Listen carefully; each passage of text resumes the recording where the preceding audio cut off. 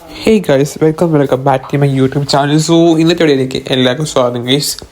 അപ്പോൾ ഗൈസ് ഈ വീഡിയോ എന്ന് പറയുന്നത് ഒരു ചെറിയ മോട്ടിവേഷനായിട്ടോ നിങ്ങൾക്ക് എന്താണ് ഒരു ഹീലിംഗ് തെറാപ്പി ആയിട്ടോ എന്ത് വേണേൽ എടുക്കാം. But this video for my അനിയത്തിമാർക്ക് വേണ്ടിയുള്ള വീഡിയോസാണ്.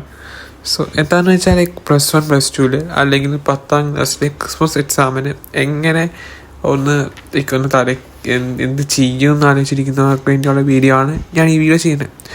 സോ വീഡിയോ ആദ്യമായിട്ട് കാണുന്നവരാണെങ്കിൽ ചാനൽ സബ്സ്ക്രൈബ് ചെയ്യുക, സപ്പോർട്ട് ചെയ്യുക.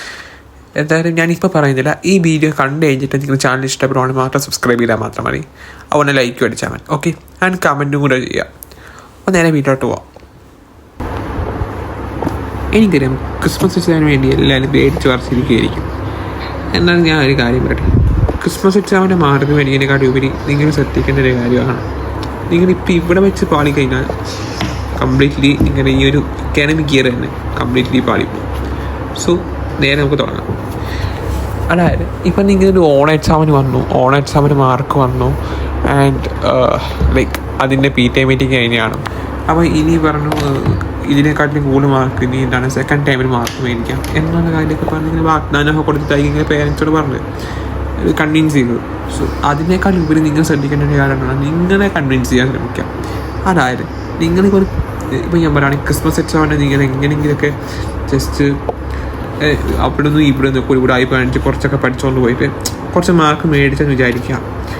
അതിൻ്റെ അർത്ഥം നിങ്ങൾക്ക് ആ ചാപ്റ്റർ അറിയാവുന്നതാണോ? ശരിക്കും ഒരിക്കലുമല്ല. ആ ചാപ്റ്റർ നിങ്ങൾക്ക് കംപ്ലീറ്റ്ലി ആയിട്ട് നിങ്ങൾക്ക് ഒരു തേങ്ങ അറിയത്തില്ലെന്ന് നമുക്ക് എല്ലാവർക്കും അറിയാം.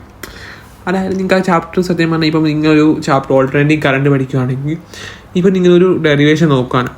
ഈ ഡെറിവേഷൻ വെച്ചിട്ട് ലെൻഡിയാണ് ആൻഡ് ഇത് അടുത്ത കാലങ്ങളിലൊന്നും എക്സാമിനൊന്നും ചോദിച്ചിട്ടില്ല ഈ ഡെറിവേഷൻ എന്ന് പറഞ്ഞാൽ നിങ്ങൾ സ്കിപ്പ് ചെയ്യുമോ? അങ്ങനെ PYQ നോക്കി പഠിക്കുന്ന ഒരു കുട്ടിയാണെങ്കിൽ അവനൊരു സ്കിപ്പ് ചെയ്യും. ആൻഡ് ഒരു സങ്കടമായ കാര്യം പറയുകയാണെങ്കിൽ ഈ സ്കിപ്പ് ചെയ്യുന്ന കാര്യങ്ങൾ മേ ബി ചോദിക്കും. അപ്പം നിങ്ങൾക്ക് ആ ചാപ്റ്ററെ പറ്റി അറിയാമോ? കംപ്ലീറ്റ് ആയിട്ട് നിങ്ങൾക്ക് ആ ചാപ്റ്ററിനെ പറ്റി അറിയാമോ? ഇല്ല. അതായത് നിങ്ങൾ ഒരു ചാപ്റ്റർ പഠിക്കുന്നുണ്ടെങ്കിൽ ആ ഒരു ചാപ്റ്ററെ പഠിക്കുന്നുണ്ട്. ഇപ്പം നിങ്ങളൊരു ക്രിസ്മസ് എക്സാമാണ് നിങ്ങളിപ്പം സെക്കൻഡ് ടൈമിലൊരു പോർഷൻ പറയുമ്പോൾ 5 ചാപ്റ്റർ ഉണ്ടെങ്കിൽ ഇതിൽ 3 ചാപ്റ്റർ എങ്കിലും വൃത്തിക്ക് കംപ്ലീറ്റ്ലി പഠിക്കുക. ബാക്കി 2 സ്കിപ്പ് ചെയ്താലും കുഴപ്പമില്ല. മനസ്സിലായോ? സോ അങ്ങനെ 2 ചാപ്റ്റർ നിങ്ങൾ പഠിച്ചില്ലെങ്കിൽ പക്ഷേ നിങ്ങൾക്ക് ബാക്കി ആ ഫൈനൽ എക്സാം അല്ലെങ്കിൽ മോഡൽ എക്സാമിന് നിങ്ങൾ എന്താണ് ആ കംപ്ലീറ്റ്ലി ആ 3 ചാപ്റ്റേഴ്സ് വൃത്തിക്ക് പഠിച്ചിട്ടുണ്ട്. ഇത് തന്നെയാണ് നിങ്ങൾ ചെയ്യേണ്ടത് ക്രിസ്മസ് എക്സാമിന്. അതായത് നിങ്ങളൊരു എക്സാം എഴുതാൻ പോകുന്നതിനേക്കാൾ ഉപരി നിങ്ങൾ എന്തുമാത്രം പഠിക്കുന്നതിനേക്കാൾ കുറേ സംഭവങ്ങൾ വാരി മരിച്ച് പഠിക്കുന്നതിനേക്കാളും ഉപരി എന്താണ് നിങ്ങൾ ചെയ്യണമെന്ന് വെച്ചാൽ നിങ്ങൾ പറ്റുന്ന കാര്യങ്ങൾ വൃത്തിക്ക് പഠിച്ചുകൊണ്ട് പോവുക. അത് എവിടെ നിന്ന് ചോദിച്ചാലും എങ്ങനെ ചോദിച്ചാലും എഴുതാൻ പറ്റുന്ന രീതിയിൽ പഠിക്കുക. മനസ്സിലായോ? അതാണ് ഒരു ശരിയായ. ഇപ്പം നിങ്ങൾ ഒരു കാര്യം ഒരു എവിടെ നിന്നും തുടങ്ങിയിട്ടില്ല എന്നുള്ളൊരു കുട്ടി ചെയ്യേണ്ട ഒരു കാര്യം എന്ന് പറഞ്ഞതാണ്. കംപ്ലീറ്റ്ലി എല്ലാ സംഭവവും നമ്മളിപ്പം PYQ നോക്കി പഠിച്ചുകൊണ്ട് പോകാനുള്ള കാര്യമാണെങ്കിൽ ഞാൻ പറയാം, എൻ്റെ 2 വർഷം +1 കാലഘട്ടത്തിൽ ഞാൻ പറയുകയാണ് PYQ നമ്മളെ ചതിക്കും, വൃത്തിക്ക് ചതിക്കും. PYQ നോക്കി ഒരിക്കലും നമ്മൾ എക്സാം ഈ ഒരു പാറ്റേണിലായിരിക്കും വരുന്നത്. ഒരിക്കലും നമുക്ക് കംപ്ലീറ്റ്ലി പ്രിഡിക്റ്റ് ചെയ്യാൻ പറ്റത്തില്ല. പക്ഷെ പ്രിഡിക്റ്റ് ചെയ്യുന്നതിന് കാറുണ്ടായിരുന്നു 2020 തൊട്ട് അല്ലെങ്കിൽ 2019 തൊട്ട് 2020 തൊട്ട് ആ കോവിഡ് കഴിഞ്ഞപ്പോൾ തൊട്ടുള്ള ഒരു കാലഘട്ടത്തിൽ നമുക്ക് പ്രിഡിക്റ്റ് ചെയ്യാൻ പറ്റും ക്വസ്റ്റ്യൻ പേപ്പർ ഈ പാറ്റേണിലായിരിക്കും വരുന്നത് എന്നുള്ള കാര്യമൊക്കെ നമുക്ക് പ്രിഡിക്റ്റ് ചെയ്യാൻ പറ്റും. ബട്ട് ഇതിൻ്റെ കേസിൽ അങ്ങനെ നമുക്ക് ഒരിക്കലും പറയാൻ പറ്റില്ല. ഈ വർഷങ്ങളിലെല്ലാം ടൈറ്റ് ക്വസ്റ്റ്യൻ പേപ്പേഴ്സ് ആയിരിക്കും വരുന്നത് മൊത്തം. ഇനി നിങ്ങൾ കണ്ടോണം ക്വസ്റ്റ്യൻ പേപ്പേഴ്സിൻ്റെ ലെവൽ കൂടി വരും. അത് നിങ്ങൾക്ക് ചാപ്റ്റേഴ്സിൻ്റെ നിങ്ങൾ കുറേ ചാപ്റ്റേഴ്സ് പഠിക്കുന്നതിനേക്കാൾ ഉപരി എന്താണ് ചെയ്യേണ്ടത്? പഠിക്കുന്ന ചാപ്റ്റേഴ്സ് വൃത്തിക്ക് പഠിക്കുക. ഓക്കെ, മനസ്സിലായോ? അതുപോലെ നിങ്ങളിപ്പോൾ ഈ ക്രിസ്മസ് എക്സാമിന് തോട്ട് പോയി വിചാരിക്കുക, നിങ്ങളവിടെ സാഡ് ആകേണ്ട ഒരു കാര്യമില്ല. കാരണം അത് എനിക്കൊരു പാഠമായിക്കോട്ടെ. ഇത് ഇപ്പം ഞാൻ പറയാം, എൻ്റെ കേസ് നോക്കുകയാണെങ്കിൽ ഇന്ത്യയിൽ ഞാൻ ഫെയിലായി ശ്രദ്ധിച്ചുകൊണ്ട് ഇഷ്ടപ്പെടുന്നുണ്ട്. അപ്പം ഞാൻ എന്ത് ചെയ്യണം? സെമ്മിന് അതുപോലെ കഷ്ടപ്പെട്ട് പഠിക്കണം.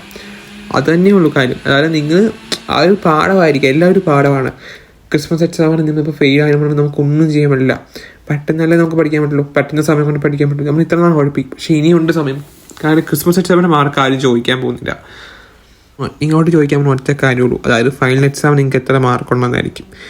തന്നെ നിങ്ങൾക്ക് ക്രിസ്മസ് എക്സാമിന് നിങ്ങൾ വലിയ സ്ട്രെസ് എടുത്ത് പഠിക്കണമെന്നല്ല. പക്ഷെ നിങ്ങൾ പഠിക്കണം, എന്തെങ്കിലും മാർക്ക് മേടിക്കണം. പറ്റുന്ന ചാപ്റ്റേഴ്സ് നിങ്ങൾ